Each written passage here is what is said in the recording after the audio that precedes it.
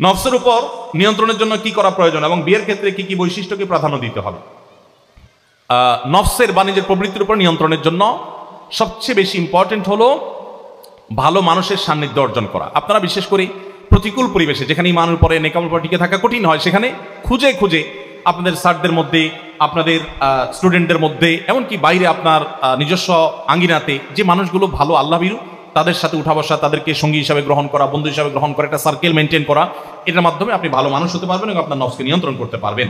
আর বিয়ের ক্ষেত্রে আল্লাহ রাব্বুল আলামিন আমাদেরকে দিনদারিতাকে প্রাধান্য দিতে বলেছেন। অন্য সব কিছু মানুষের ক্ষণস্থায়ী, মানুষের ব্যক্তিত্ব, মানুষের দিনদারিতা ভেতর থেকে আল্লাহর কাছে সারেন্ডার করা, এটা হয় মানুষের সবচেয়ে বড় গুণ এবং এটার মাধ্যমে দাম্পত্য জীবন সবচেয়ে বেশি সুখী হয়ে থাকে। বিধায় সেটিকে অগ্রাধিকার দিয়ে নবী সাল্লাল্লাহু আলাইহি ওয়াসাল্লাম জীবনসঙ্গী ঠিক করতে বলেছেন। বাসায় দিনী পরিবেশ না থাকলে বাবা মা এবং অন্যদের সাথে অন্যদেরকে কিভাবে বোঝানো যায়, তাদেরকে কিভাবে দিন মানার ব্যাপারে আগ্রহী করা যায়। বাবা মাকে আপনি যদি নসিহত করলে না বুঝে, তো যাদের কথা শুনবে তাদের কথা বোঝাবেন। দেখুন, অনেক যুবক তার বয়স হয়েছে, উপার্জনও করে, কিন্তু বাপ মা বিয়ে দেয় না। তো বুদ্ধি করে বিয়ের গুরুত্ব সম্পর্কিত যে ওয়াজ আছে, আলোচনা আছে, সেগুলো একটু ভালো করে ভলিউম দিয়ে ছেড়ে দেয়। ছেড়ে দিয়ে নিয়ে নিজে ওয়াশরুমে চলে যায়, অন্য কোনো কাজে চলে যায়। তার উদ্দেশ্য হলো তার মা বাপকে শোনাও। এরকম অনেক যুবক আমি দেখেছি, তারা বলেছে যে এই স্ট্র্যাটেজি আমি ফলো করেছি এবং ফলাফল ভালো পাইছি। সত্যি বলতে যে আপনার বাপ মা কোন হুজুরের কথা দ্বারা বেশি প্রভাবিত হয়, আপনি আগে টার্গেট করেন। যদি হুজুর এলাকার থাকে, হুজুরের দাওয়াত দেয় না, একটু চা পানি খাওয়ান এবং হুজুরকে বলেন হুজুর কাহিনী এটা।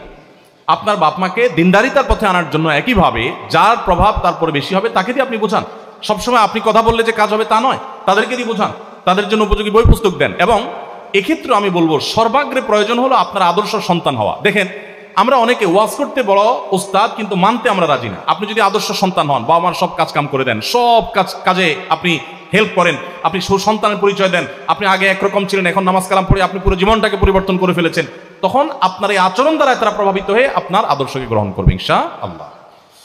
মসজিদে যাওয়ার পর আমার সাথে একজনের জুতা চেঞ্জ হয়ে যায়, দুইজনের জুতা একই ছিল, কিন্তু সর্বপ্রথম ভুল করে অন্যজন আমার জুতা নিয়ে যায়। ফলশ্রুতিতে আমি উপায় না পেয়ে ওনার জুতো নিয়ে আসি। এখন প্রশ্ন হলো, আমার এই জুতো ব্যবহার করা জায়েজ হবে কিনা?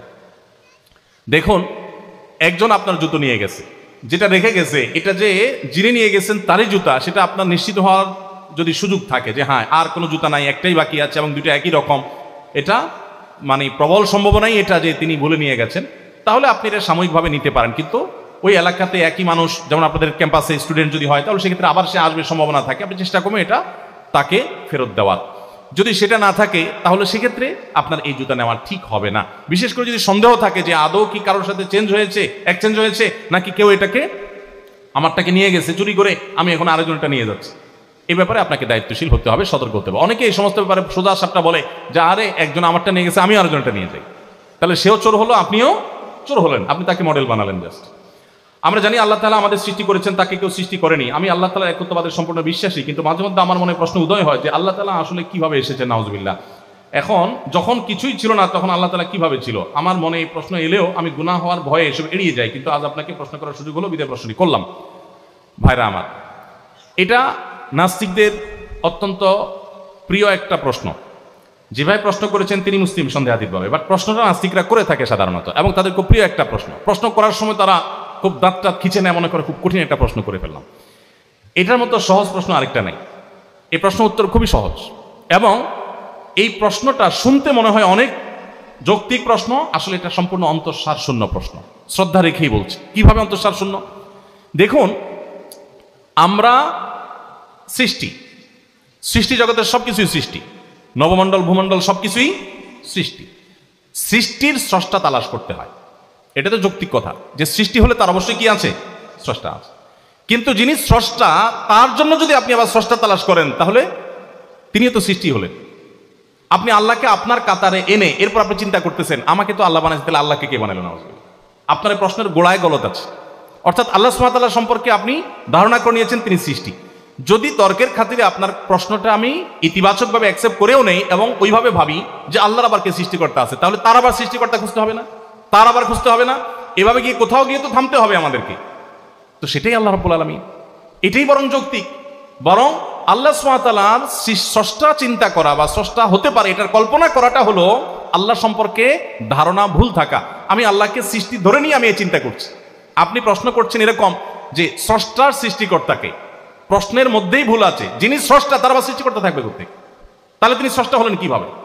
তিনি তো মহান স্রষ্টা হতে পারেন না যদি তার আবার সৃষ্টিকর্তা থাকে। তাহলে স্রষ্টার সৃষ্টিকর্তাকে এই প্রশ্নের ভাষাতেই বোঝা যাচ্ছে প্রশ্নের কি আছে, ভুল আছে। তারপরও এ ধরনের মনে প্রশ্ন আসাটা অস্বাভাবিক না। একটা প্রশ্ন আসছে এবং প্রায় সময় অনেকে বলেন যে আল্লাহ সম্পর্কে মনের মধ্যে বাজে চিন্তা আসে। ইন্টারেস্টিং একটা প্রশ্ন। অনেকে বলে যে আল্লাহ সম্পর্কে বাজে কথা মুখ দিয়ে আসে, মনের মধ্যে চিন্তা আসে। নবী করিম সাল্লাল্লাহু আলাইহি ওয়াসাল্লামকে ঠিক এরকম একটা কথা বলার পর একজনে তিনি বলেছেন, দেখো তোমার মনে আল্লাহ সম্পর্কে বাজে চিন্তা আসলে তুমি সাথে সাথে খুশি হয়ে আল্লাহর কৃতজ্ঞতা আদায় করবা। খুশি হওয়ার কি মানে? তুমি আল্লাহ তাআলার শুকর আদায় করবা যে তোমার মনের মধ্যে বাজে চিন্তা আসছে, সেটা নিয়ে তুমি পেরেশান আছো, তার মানে তোমার মধ্যে ঈমান আছে। যেই ঘরে সম্পদ আছে সেখানে চোর আসে, তুমি ঈমানদার দেখে তোমার মনে এই চিন্তা আসছে। যার আল্লাহর প্রতি বিশ্বাস নেই তার মনে কখনো চিন্তা আসেই না। শয়তান তোমার ঈমানটাকে হরণ করতে চাচ্ছে। তুমি এই সময় কি করবে? নবী সাল্লাল্লাহু আলাইহি ওয়াসাল্লাম কিছু শেখানো সুন্নাহ আছে। বাম দিকে প্রতীকী থুতু নিক্ষেপ করা। প্রতীকী ওই যে শুয়ের আগে যে পরিমাণ পানি থাকে এরকম বাম দিকে থুতু, কারণ বাম দিক থেকে শয়তান মানুষকে এই সমস্ত চিন্তাগুলো মানুষের ভিতরে অ্যাডাপ্ট করে। সেই সাথে আল্লাহর কাছে একটা 3 বাক্যের বা 4 বাক্যের একটা দোয়া পড়া, আমানতু বিল্লাহি ওয়া রাসূলি, আমানতু বিল্লাহি ওয়া রাসূলি, আমি আল্লাহর প্রতি ঈমান এনেছি এবং রাসূলের প্রতি ঈমান এনেছি। ইনশাআল্লাহ বিদিনিল্লাহ এই জাতীয় মনের শয়তানের জল্পনা দূর হবে।